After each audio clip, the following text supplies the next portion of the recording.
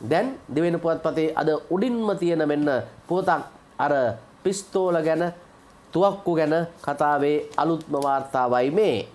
හැවුලොක් සිටි නිවාස සංකීර්ණයෙන් හමු වූ රන් ආලේපිත T56 ශ්‍රී ලංකා නිදහස් පක්ෂ ප්‍රබලයෙකුගේ.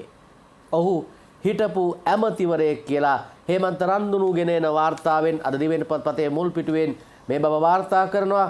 පොලිස් පරීක්ෂණවලදී මේ තොරතුරු හෙළි වෙලා තියෙනවා කියලා තමයි දිවෙන පුවත්පත කියන්නේ. අපි තෝරාගත්තේ අද දවසේදී ඒ පුවත මේ විදිහට හැවුලොක් සිටි නිවාස සංකේතය තිබුණා. ඔබ දන්නවා පහුගියදා රන් ආලේපිත T56 වර්ගයේ ගිනිඅවියක් හම්බුණා. මේක ඒ නිවාස සංකීර්ණය කියන්නේ හැවුලොක් සිටි නිවාස සංකීර්ණයේ නිවසක සංගවා තිබෙත් තමයි අත්අඩංගුවට ගත්තේ. මේ ගිනිඅවිය ශ්‍රී ලංකා නිදහස් පක්ෂයේ ප්‍රබල දේශපාලඥයෙකුට අයත් එකක් කියලා ඔන්න දැන් පොලිස් විමර්ශන වලින් මේ වෙනකොට හෙළි වෙලා තියෙනවා. හිටපු ප්‍රබල අමාත්‍යවරයෙකු දුන මේ දේශපාලඥයා මීට මාස 6කට උඩදී Tamanගේ අරක්කැමියා මාර්ගයෙන් මේ ගිනිඅවිය මේ හැවුලොක් සිටි පදිංචි කාන්තාවගේ නිවසට යවලා තියෙනවා කියලා තමයි දැන් තොරතුරු හෙළි වෙලා තියෙන්නේ.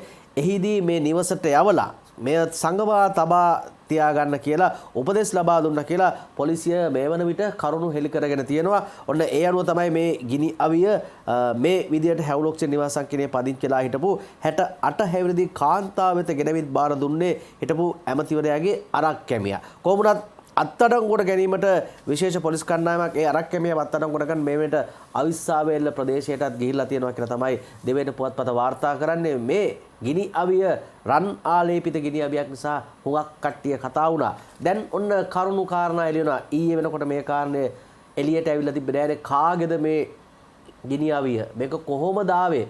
අර අපිට මතකයිනේ සමහර බොහෝ දේවල් අපේ රටේ හරි අමුතු ආකාරයේ සිදුවීම් සිදු වුණානේ. මැණික් මලු ගෙනල්ලා තිබ්බා ගෙවල් වලට. අපි කිව්වනේ නිවාස ගෙනල්ලා තිබ්බා. දැන් මේ පිස්තෝල ගැන කියද්දී මතකයට එනවා නේද අර සමහරු අරගෙන ගියේ සෙල්ලම් පිස්තෝලයක්, දිව්‍ය සෙල්ලම් පිස්තෝලයක් අරගෙන කියලා අධිකරණයට පවාගේ කතා තිබ්බනේ. ඉතින් අර ඊයේ වෙනකොට සමහරක් කෙනෙක්ට හිතෙන්නේ නැති ඔබට මේ පිස්තෝලයත් එහෙම එකද. මොකද ඒ වගේ කතාවකුත් පොඩ්ඩක් එහෙම් මෙහෙන් වටින් ගොඩින් ගියා. දැන් ඔන්න ඒ තොරතුරුත් හෙළි වෙලා තියෙනවා. අපි බලමු මේකේ අයිතිකාරයා ශ්‍රී ලංකා නිදහස් පක්ෂයේ ප්‍රබලයෙක් කියනවා.